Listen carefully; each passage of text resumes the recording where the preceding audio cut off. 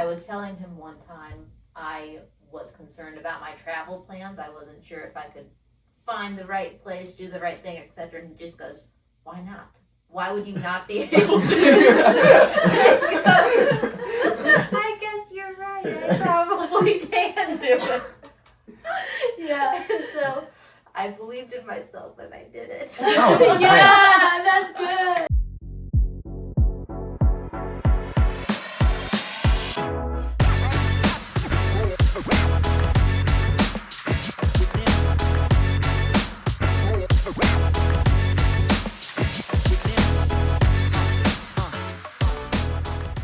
Welcome back, everyone, to the Firestone Files. I am not Dr. Firestone. I am Matthew Firestone, his first son.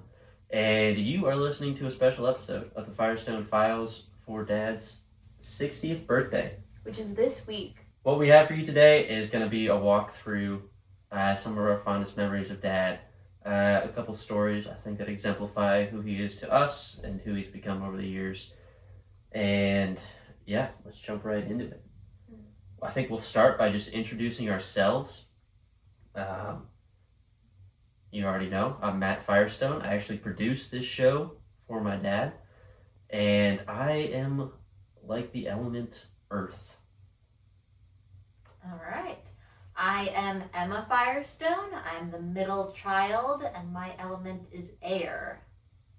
I am Hannah Chow, actually, the oldest, and his best hope for grandkids right now, otherwise known as Ether. I'm Rebecca, and apparently I'm fire. I am Andrew. I'm the youngest, and I'm like water. Perfect. If you guys don't quite understand the elemental connections there, I would refer you to episode 1 of the Firestone Files titled The Firestones. I think the first thing we're going to do here is kind of a warm-up. Emma, what are we about to do? Our first segment is a favorite memory of Dad that we each have. Does anyone want to kick us off? I can. Great. Ooh. Becca, go for it. When Dad and I, the two of us, we were in Arkansas, we went out hiking. I don't know if any of you guys know this story, actually. But Dad and I, we were hiking. We were actually doing some like running combination kind of thing. So run a little, walk a little, that kind of thing. And we were some miles from our car. And we reached this road and Dad was like, okay, should we continue on? Should we turn around? And I was like, Dad, I think I hear some thunder. I think we should turn around. And in true Dad fashion, he was like, no, let's just push through. So we keep going, and sure enough, what happens, but it starts to pour rain, like actually pour rain. And we are caught in, I guess, a flash flood. There's like, we're on the side of like a little mountain, and there's like rain coming down, like flood waters coming down. Not good. We basically had to run, and then he was kind of covering me underneath a tree because there was a bunch of lightning, and we had to call Grandpa. We had to get cell service and then call Grandpa. And Grandpa said it was the worst storm he had seen in about 10 years that we were out in. So this was a survival situation. Yes. I think that this story highlights how Dad doesn't always think things through fully. And kind of follows his heart in just wanting to continue on. What I like about that story is, although none of us were there, I think all of us can relate in some way. Yes. Yeah. To be in some type of situation like that. Yes. Yes. And then my last story is with all of us in the car at a McDonald's drive-thru. I wrote this one down. Really? Yes. Okay, Yeah. do you want to share it then? Is this where A guy on Arkansas? oxygen? Oh, yes. We're in a McDonald's drive-through in Arkansas, and it's one of the double lanes. And Dad pulls a suspicious move. He speeds up to be the first one at the window. It was questionable. My memory Yeah, the is, other guy, the is other that lane. it was a questionable thing who really had the right of way. But this older gentleman in the other car was visibly furious at us for cutting in line. And so He was on oxygen also. and On oxygen. I yes, think you said that. and at the window, Dad decides to ask to pay for the car behind us, which is this gentleman. And as we're driving away, Dad is just having a laugh as if he pulled off the greatest prank ever. And I think there's a lesson in there somewhere. I think you need to back up the story a little bit more. Dad was doing, no, Yeah. it's a 2-lane, right? So it starts as 1 lane, and then it Uh-huh. goes to 2, and then it collapses down to 1.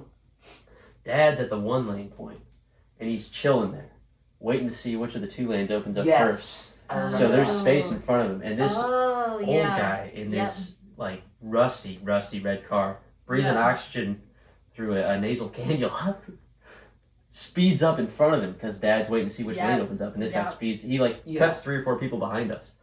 And Oh. Dad was not having it. Yeah. So Dad puts in the order Oh. lightning fast when he gets to that window. He's like, "Kids, you guys got to be ready with your order. We're putting this Yeah. in." There's this guy. I have zero memory of this. I remember I can this. support It's I the was in the fastest back he's seat. ever ordered at a Yes. McDonald's, and Yes. just in time because this guy starts going and Dad guns it, Yes. gets his nose out in front so this guy can't start pulling out, and he rolls down his window and starts cussing us out on his oxygen still. Yeah, I didn't remember And then any Dad of pays these for his food. details. Yes. Yeah, that was an The paying for interesting the moment. Wasn't food that- really redeems it. Wasn't that Yes. like when we were like leaving Arkansas, like early in the morning? That's why Yeah, we're it was all on there. our It was on the drive back return to trip. Illinois. We were Like, doing a It's like McDonald's stop in the 6 morning. a.m. too. Like Mm. Yeah. it's I really do early. think- Everyone's on edge. I do think all of us err on the aggressive driving side, That's thanks true. to Dad, That's true. much to Mom's chagrin. He's a very judgmental co-pilot. I have seen him wrap his arm around her and flip someone the bird on the side. Like, oh, honey, like, don't. Shocking. That is But, shocking. yeah. Wow. Hannah, you'll remember this. When we were really young, like 6 or 7, Dad would run, he called it the big square, all right, around the neighborhood, which is just like these 4 main roads around the neighborhood. It's almost exactly 5K. It's like 3.3 miles or something. He would run it in the summer, like every other day roughly, early in the morning. And he started taking us on it. We would bike and he would run. Yeah. And eventually, I started running it with him. Yeah. And we would do that every summer. Great memories. The same point every run, just over the halfway point where he would start, he would say, "All right, Matt, we're going to list the virtues." And then for the next block till we got to the final corner of the run, we would just go back and forth listing the virtues: love, justice, perseverance, these sorts of things. And Was it a particular order or just like as it no, came no, to it was just as it came to you. virtues? And we hit on the same one. Like, you can only name so many virtues, but it's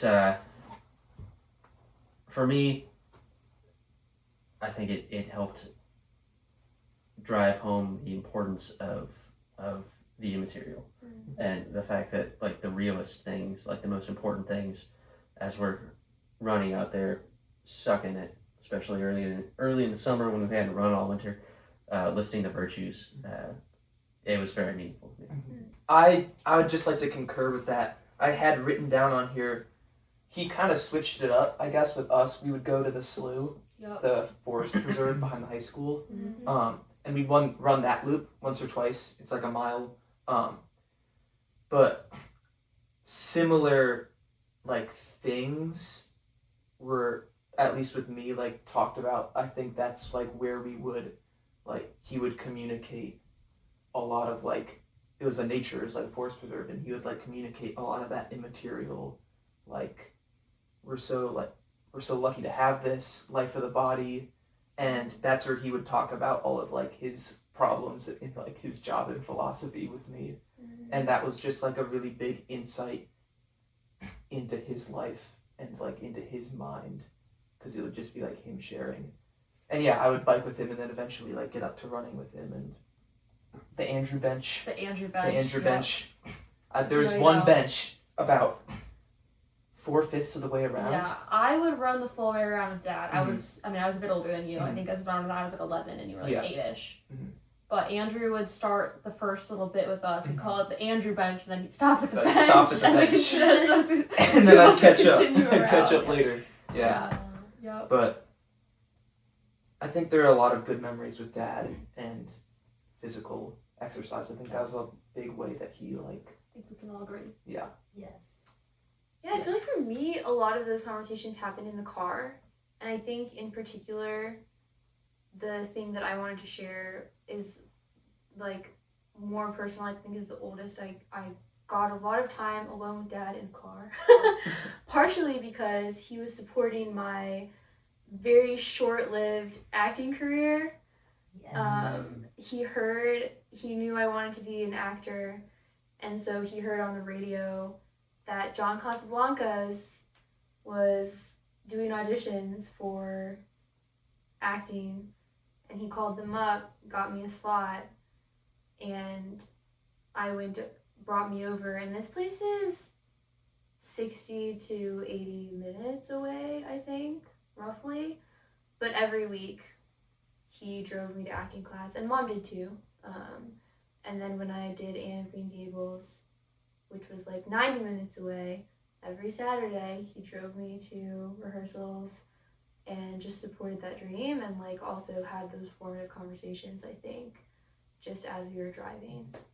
So I was really grateful for kind of his dedication to that, to like helping me chase my dreams, helping us all, it sounds like, learn and grow. Really in just the mundane ritual rhythms of life. So Yeah. that's mine. I think to close this section, unless anyone has a story they're dying to tell, looking at some of the bullet points I made, that is a theme. It's not one particular big, funny, meaningful moment, whatever it is. It's the routine and the habit of spending time together that makes the mundane special. And he did that very intentionally, I think. Agree. After that, our next segment, a little bit lighter in tone, Yes. maybe more brief. Andrew, what are we doing? Hopefully more. The next section is Dad's favorite sayings. He has many favorite sayings. He has a lot of them that just constantly reappear throughout the years that we all know and love. And we would like to share them. I guess I can go first. One of his favorites in recent years, as he's gotten older, is actually a song. I believe it's Toby Keith, I think. It's I ain't as good as I once was, but I was once as good as I ever was. I'm as good once. I'm as good once as I ever Yes. was. Should we do Yes. a verse? Should we do a chorus? No, really we quick? should No. Go look up the song. It's a good song, but It's an alright song. it's been Dad's theme, It is I would good. say, for a couple years now, to himself. You know. I went with misquoting Bilbo Baggins' birthday speech every year, Every and year. I bet by the time this comes out, he'll have tried it 100%. maybe once or twice, and he pulls it out at other occasions too, Mhm. not just his birthday. He just doesn't know like what he knows the idea, but he's like, half of you. Yes. I know He you just all. starts. Yeah. What can I've got, okay, this is along the lines of that, but I didn't know that until many years later, okay? One thing he said a lot, at least when I was growing up, is that was deliberate. He would drop something and just, oh, that was deliberate every time. That's from Lord of the Rings. Mm-hmm. Yeah, I didn't realize that until I most Indeed. recently watched. Yeah. Yeah. It's Gimli falling off Yeah. his horse. That was deliberate. That was Very deliberate. It's a great line. I have another quote. I won't say it. I'll let someone else Oh, go in case interesting. they have it. Interesting. Okay. But what? Go ahead. Does any? Rebecca, please. Really? That is very kind of you. Well, we have the same one. Really? I actually have like 8 here. Okay, well, I guess I'll use this one. Going back to our runs in the slough with Dad, he would repeat the same phrase quite frequently, which is, the trained athlete will always beat the natural athlete. Okay. That is Yeah, I told you. Yeah, I don't know. It's just, I guess, going back to the whole, how important rhythms and habits are. Yeah, I think that one is it's a big encouragement to not like rest on your laurels, no matter how much natural talent you have at something. You're not going to achieve excellence at anything without training. Yeah, that was a great one. Another thing he would say on runs, at least with me, at the end of every run, almost without fail. All right, we're sucking it. All right, the last stretch of the big square is like completely in the sun, and we've been doing this in the morning, so the sun is coming up as we're running the last like 3/4 of a mile, just completely exposed. So we're like sweating your brains out. And he would always, when we were like 2 blocks out or something, he would say, "Finish strong, Matt. Finish strong." Yeah. All right, he says that in a lot of contexts, but in runs, it meant we were going to sprint home. Yes. And Wait, I didn't know we had the same that was experience. his mantra. Finish strong, and he meant it in life, in your endeavors in life, as well as in running. I really like that one. When we were coming from the other side, from the North Avenue side, we actually, when he ran with me, we had a tree that we would race to. Yeah. Like the last tree in the tree line. Emma, what was your second quote? Okay, This is it was speed not round now. is not as meaningful as that, but after a long day, maybe getting home from a grocery run or like a church event, and we're all sleepy in the car, he'd yell, "To the trees!" Oh, that's Oh, true. Wow. that's an oldie that- but goodie. wow. Yes, That's like a cool. They that's don't like even a- know it. just a rallying cry Yeah. to get us in the Yeah. house If I were to and guess, start the I would bedtime say that's a routine. movie quote as well. I did some research. Really? What is it from? Is it from? Perhaps from Robin Hood, Prince Yeah, of Thieves. yeah, okay. I'm gonna guess that's what Dad it's can from. confirm. Okay. All right, I'm just gonna list off a few of my other ones. Oh, See if any hey. of these land. Do you have some more? Not really. This is like, speed round. more Emma of the has more, story. too. I've got one Oh, really? more. Do you want to tell the story before? No, it's Oh. not really good. Oh, okay. No, it's not. He would sometimes say things would work out in our favor. Sometimes it's better to be lucky than good, Oh, Yeah. which is true. Which is true. A little bit of luck can go a long way. He would often say to me, "It's better to look good than to feel good." Mhm. All right, that's why we're getting ready for church. All right, Mhm. didn't want me to be I underdressed. don't agree with that, but okay. I don't think he agrees. The irony is I don't think he agrees with that. Yeah. We He just has like- relaxed very much in that sense, but growing up, I don't think it was as much for you guys, but Mhm. always his big thing was like he would make me tuck in my shirt, every morning for church, Interesting. and He then would he do was it all for about the like defense. freaking the gig line, and then the hair part. There's Matt, it's better look good and feel good, or feel good, look good. Better to be overdressed. Something along than that lines. underdressed. Yeah. Move with some dispatch. Ooh, He with says that when dispatch. people are slow, Whoa. Yeah. being too slow, Yeah. which is That's- ironic because it's not his greatest skill. Wait, But my quote was gonna be coming down the stairs and saying, "Is everybody ready?" When Oh my he's the goodness. latest one every Yeah. time. We've He's all been the waiting last at one the ready. door. Drives mom crazy. Okay. Mhm. We've all been waiting for 10 minutes. He comes out. Everyone ready? You ready to go? That's right. rope-a-dope.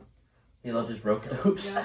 It's a Isn't boxing thing, but he would like wind up No. a fist. He would No, hold it's when you're he doing the would- motorcycle game. When he did motorcycle game, with us, motorcycle. and he would have our hands, and he'd go Oh, rope yeah. and Force you you. have to Rope try and to hit you. avoid it, but He you You use just your avoid own your hand own action. hands. your own hand.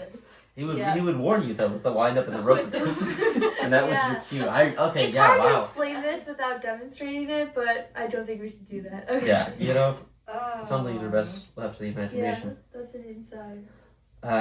All right, our next segment Does that I think is conclude? led by Did I none other. Oh, does it conclude? Any other sayings? Ladies and gentlemen, boys and girls, Monkeys and and squirrels. squirrels! We are ready to Nicely move done. on to the next segment. That's Perfect. right. Excellent transition. You should be running this. Uh, Hannah, what is our next segment? Yeah, so I found out I was leading this section a few minutes ago, and it is It's quality production, ladies and gentlemen. it's so one of the benefits of having 5 kids is that you can see different aspects of your own personality reflected in each of them. And so we wanted to reflect a little bit on what did each of us inherit from Dad and come to a group consensus. So I have the correct answers here. But I'm interested to hear what everyone else has to say. Who should we discuss first? Andrew. Andrew has clearly inherited Dad's energy and his boldness. Lore has it that Grandma Firestone wished on Dad a son like he was to her. Thus we have Andrew. But Yeah. like Dad, he has grown into a fine young gentleman. So that is how I see Dad and Andrew. I think there's like a I'm down for anything energy that I get from both Dad and Andrew. Yes. The ability to kind of have a good time regardless of the situation or who you're with, and just make the room like a fun place to be and a welcoming place to be for everyone in there. I do think that's confidence. I don't know if like internally it's confidence, but externally it comes out as confidence, and it's like a great thing to experience as someone who's in the presence. Mm-hmm. Yeah. I agree. Nice. All right. Okay. What do you think, Drew? I think that all of that is true. I didn't hear anything I disagreed with. I've heard, and looking back at his younger photos as well, possibly I've inherited some of his looks. Ooh. And I don't know if his that's good positive or looks. negative. That's I haven't quite Good decided looks. yet. His height. Yeah, Oh, I yeah. You're not quite as Yeah, tall as you. not quite. but Hey, I'm taller than Danny now. That's really I'm nice. the tallest cousin. Tallest cousin. Mm-hmm. Thanks to Yeah. those So- Shout out to Danny. I think also John. whose I- room we are filming in right now. that's true. Thanks, Danny. Thank you, Danny. Thank you very much. I guess the last thing I might add is just some of his more silly mannerisms sometimes. Like sometimes I'll like be with my friends at college and I'll just say something really goofy and realize, oh man, I've heard Dad say that like 5 times before. That's good. And also his ability to drive Mom crazy. In a negative way. Let's just say. Okay. All right, Zaza Bags. Rebecca. I can go first for Zaza Bags. Please do. Did you struggle with this one? Yes. In Oh, my interesting. notes, it Myself is as well. blank. Oh. I also Blank. could not think of anything. What? Whoa. Okay, Well, I enlighten would us, say I'm the please. most different from Dad out of all Please. of us. I think that could be true, but I think from Dad you have, like an inquisitive instinct, like the curiosity that kind of maybe drove him to the research path. And I also wrote down like, don't take anything at face value. Always see what is the deeper meaning. Always see what is the ulterior motivation. Always analyze to the next level the going ons around you. So that's what I put for Becca. So Dad's inquisitiveness. Yeah, I don't know if that's quite the right word, but inquisitiveness and suspicion. Yes. Suspicious. A suspicious mind. Yeah. Which is a great song, by the way. Is it? Did you have anything to add? You said it was blank. Suspicious minds? No, I have nothing to add. That was beautifully put. Okay. So that's about Couldn't have said it better myself. I could not think of anything myself. Oh. So, yeah, What do you think no of the comments. discussion? I mean, I guess what we're saying here is, I would say that's a small part of Dad's personality. Right. And so, the conclusion is that I'm just not that similar to him. But it's not from Mom. It's from Dad. What? But it's not from Mom. It's from Dad, right? What is it? What Oh, is it like? yeah. What Well, is not every Yeah. characteristics we have is inherited from a parent. But, That's true. Yeah. Touche. See? That's that There that's it that is. critical thinking right There there. it is. That's Very also the good. dad. All right. Emma, move Emma. My turn. Who wants to go first? I said for Emma, his creativity. Wow. I think Dad is fairly creative, comes up with novel ideas, Yes. and now so does Emma. I agree. I said something slightly different though. I said caring nature, and I think Mom has this too. But there is something about if Dad or Emma know that something's going on in my life, you know, you're kind of getting that nudge, phone call, tiny inquiry on the side of like, just thought I'd check in with you type of type of energy. So that's what I put. I would agree. I think we can both think outside the box. We both care about other people. I think maybe I would add me, not so much as Dad, but I think I can be easygoing in a way that he is also That's easygoing. That's true. Laid back. Quite insightful. Yes. Yes. All right, Matthew. Okay. I think you share Dad's, I wrote the word down, entrepreneurial mindset That's good. based True. on your current situation and your We don't need to talk about all this. I won't get I into think he specifics, could but be you're outed. working I on don't know. You're working on a lot of different things. The podcast, you have a lot of career avenues open to you, and it feels like you're interested in working on more than one thing at once. That's very Dad coded. That's true. Mhm. Yes. I could see that. I did not think of that, but that, yeah. I was reminded of Matthew in a Firestone Files episode when Dad was talking about how you just need to take the next step to complete your goal. Perseverance. Yes. I thought the older I've gotten, I think the more I've seen from Dad and me, his indomitable belief in himself. That man believes. I don't think he thinks he could do anything, but I think there's a very broad range of things that he's like, yeah, I could do that if I really tried. And I absolutely have that. Maybe to a fault. That's something of Dad's I wish I had. I was telling him one time I was concerned about my travel plans. I wasn't sure if I could find the right place, do the right thing, etc. And he just goes, why not? Why would you not be able to do that? I guess you're right. I probably can do it. Yeah. And so I believed in myself and I did it. Oh, Yeah, that's good. That's very good. Bravo. So, I just need more of that in my Dad's life. facial hair. So, Yeah, he's got very- the facial hair. I'm not What quite are you there. looking at? Not quite there. Oh. All right, what do you guys think about me? I wrote a lot of things for you. I think you're the most similar to Dad. I would Really? agree with that. Really?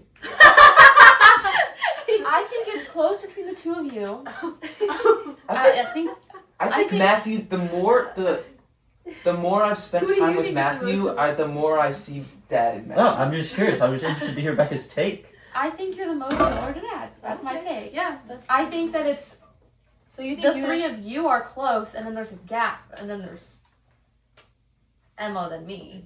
But Oh, interesting. I think you're good with people Mhm. like he Yes. is, and I Yeah. think that's something Andrew shares too, but I think you more so. And being able to get what you want from people, I think that's extremely Oh, yeah. similar I wrote between down you and Dad. manipulation. That's actually exactly what I wrote Dad, down. hold on, because that I think is I one said of that. Dad's. Is this the roast? What'd you say? No, this is no. That's No, a positive. that's good. criticism. Yeah. You need to be able to I respect manipulate that. people. And Yeah. something. You are very No, shrewd. not manipulate. Not manipulate. Yeah. But I got it. I get it. talk to a person and have, get what you Mhm. want out of it while still making them feel like, Align Yeah. your goals in their mind. You Yeah. have great leadership both of exactly Skills. both have really good leadership and skills. I think adaptability to different people and places. Mhm. I put down traveling as well. You Enjoy guys traveling. both Yeah. enjoy traveling and can. I think the adaptability and people skills are some of Dad's, I guess, strongest characteristics, at least from my perspective. And I think that's also some of your stronger characteristics. And I think that's why I think Yeah. that you guys are similar. That makes sense. I guess. I think like in a group setting, you two are very similar. Interesting. Oh, that's a And great I haven't compliment. I haven't taken that next step to like manipulation yet. So You're It's just not- whatever that friendly. word that's is. not I'm just just friendly. He's just a nice guy. So He's far. just a nice guy. So far. I'm working on it, guys. I'm working on Well, it. to close this section, I was going to share something that I think we all have in common with Dad or inherited from him, which is his competitive nature. Yes. It's probably true. Yes. It's more dormant in some than others, but it's definitely there for all of us in a strong way. So, Amen. shall we? Section 4. Alright, for this section, we're going to be talking about what lessons Dad taught us as kids that we intend to pass down to our own kids, who happen to be the target audience of this podcast. And The don't Firestone exist. Files, letters to my grandchildren. Who don't exist. That's true. Not yet. Not yet. Fingers crossed. Would anyone like to start? Or I can open this up. Andrew. I'll start. I think Dad has his mantra, life of the mind, life of the body, life of the spirit. I think he called it life of the heart in the Firestone Files episodes. But I really do think that that's a really cool way of looking at like one's self and one's attributes, and especially the immaterial, like what his focus on the immaterial, like virtues, and his focus on the mind, and his focus on the spirit. I think that is something that I will take away. Just like all three, the life of the body, life of the mind, and life of the spirit. That's very broad, but yeah, you guys can focus in on some of those, but I think just like the broad overview of like Yeah, the importance of all of them. Yeah. a Not balance in a any of them. person. You can't just have one and not have another, and that leaves like a gaping hole in one's person. I said that one of the things that I thought I inherited from him was like a real, true belief in my own capability. And not the fact that I could do anything I wanted to right now, but the fact that were I to set my mind to something, I could achieve it through through proper training, through proper planning and discipline. I can do anything. I think it's a really powerful lesson he taught me that I want to impart on my kids. One, the efficacy of training, the fact that you do really have control over who you become and the skills you develop and the experiences that you seek, and then that kind of through that potential that you're able to cultivate in yourself. Really, there's nothing out there that you could imagine that's completely unachievable for you, in principle, like based off who you are. And so I always, when we were kids, he would see some other kid doing something and he would be like, Matt, why couldn't you do that? Or like you would read about some, like the youngest kid to ever make to to the South Pole. That's right. Oh my Or God. whatever. And we were each Whatever it going was. to be He's the like, Matt, youngest one. why couldn't you, We- like, you? This kid doesn't have anything you don't have. Yeah. You could train up and do that. And I think it's a powerful, powerful lesson that I hope to impart on my kids someday. I was going for something that I feel like I've been implementing more recently in my life, which is the idea of shamelessly asking for help from your community. The amount of free labor that we've gotten from his students throughout our lives. I have like memories of like I'm walking past the bathroom and there's some college kid fixing the toilet. Like it's totally off the hole. But I think some of our closest relationships have been formed through this idea of life together and friendships forming in kind of the mundane day to day, helping each other move and 3 different friends gave us rides to the airport in the past 6 hours or 12 hours, I guess. Our beloved Noah has been filming this podcast the whole time. Shout out to walking Noah. around. Shout out to Noah. Noah Swift, find him on the Insta. But I do really believe, I think thanks to mom and dad, that letting people into your lives is something super beneficial and something that I want like my future home and family to also have. That is similar to what I have been reflecting on.